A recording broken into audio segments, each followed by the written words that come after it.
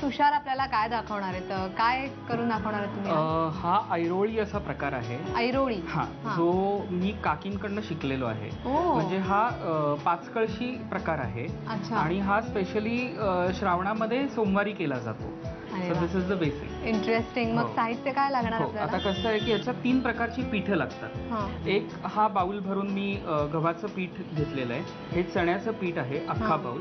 Half bowl मी तांदळाचं पीठ घेतलंय. हे नारळाचं दूध काढलेलं आहे. त्याच्यानंतर हा गूळ आहे, जो मी स्मॅश करून घेतलेला आहे ह्याच्यामध्ये. तुम्ही जे दूध काढून घेता त्याच्यामध्ये हा मिक्स करून घ्यायचा. आता तूप तळण्यासाठी, एक चिमूटभर मीठ चवीसाठी, आणि ही वेलची पूड आहे, त्याच्याने टेस्ट जरा वेगळा येतो.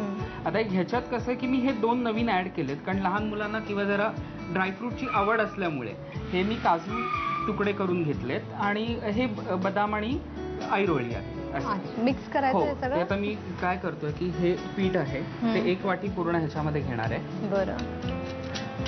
त्याच्यानंतर हे चण्याचं पीठ, बेसन आहे, हेही अख्खं मी घेणार आहे. हे अर्धा बाउल जो मी छोटी वाटी घेतली आहे तांदळाचं पीठ, हे मी पूर्ण घेणार आहे. त्याच्यामध्ये 1 चमचा तूप, साजूक त्याची टेस्ट जरा वेगळी लागते.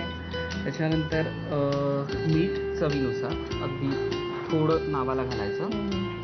1 टेबलस्पून मी वेलची पूड घेतोय, कारण जरा त्याचा स्मेल खूप चांगला येतो, वास चांगला येतो.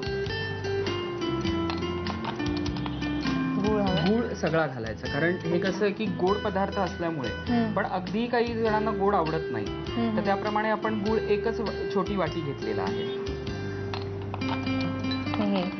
हे मी नाही, ड्रायफ्रुट्स पहिले घेतो, हे मी सगळे घेतोय, कारण हे कसे जरा त्याच्याने आणखीन टेस्ट खूप चांगली होते.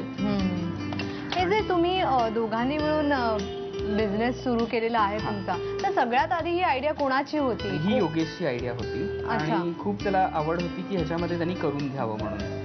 तर ती आम्ही कॉलेजमध्ये असतानाच, आम्ही 13वीत असतानाच हे करून घेतलं. आता मी थोडं हे करून घेतलं. तर 13वीत असताना त्यांनी ठरवलं की बिझनेस करायचा, आणि त्याच ह्यानी आम्ही बिझनेस स्टार्ट केला. पण तुम्हाला तेव्हा कल्पना होती का, जेव्हा तुम्ही बिझनेस सुरू केला, की ही फ्रेंडशिप, हे नातं एवढं पुढपर्यंत? अजिबात नाही. म्हणजे हे खूप कठीण आहे की बिझनेसमध्ये पण खरं माझा 1 रुपयाचं कॉन्ट्रीब्युशन नसून त्यांनी मला पार्टनर, 50% पार्टनर, ही काकींनी आम्हाला सांगितलं की 50-50% पार्टनरशिप ठेवायची. हे कोण आज ठेवेल? म्हणजे 10% पण कोणी ठेवू शकणार नाही की जो मुलगा 1 रुपया नाही बिझनेसमध्ये इन्व्हेस्ट करत, ते नाही शक्य आहे. पण आज आता हे आपण तळायला घेऊ. हे मिश्रण आता रेडी आहे तळण्यासाठी. मग तळूया.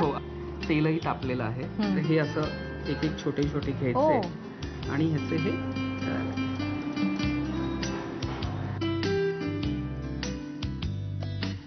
रेडी. छान. माझ्या तोंडाला खूप पाणी सुटतंय, आणि आय एम शुअर आमच्या प्रेक्षकांना सुद्धा खूप असं लगेच बनवून खायची इच्छा झाली असेल, तर तुम्ही साहित्य आणि कृती लिहून घ्या पटकन.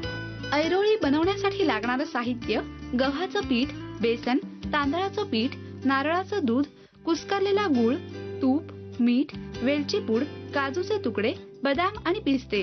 कृती: प्रथम एका बाउलमध्ये गव्हाचं पीठ घेऊन त्यामध्ये बेसन, तांदळाचं पीठ, 1 चमचा साजूक तूप, मीठ, वेलची पूड, गूळ, बदाम, काजू, पिस्त्याचे तुकडे आणि नारळाचं दूध घालून मिश्रण एकजीव करून घ्यावं. कढईमध्ये तेल गरम करून त्यामध्ये हे मिश्रण चमच्याने घालून ऐरोळ्या खरपूस तळून घ्याव्यात.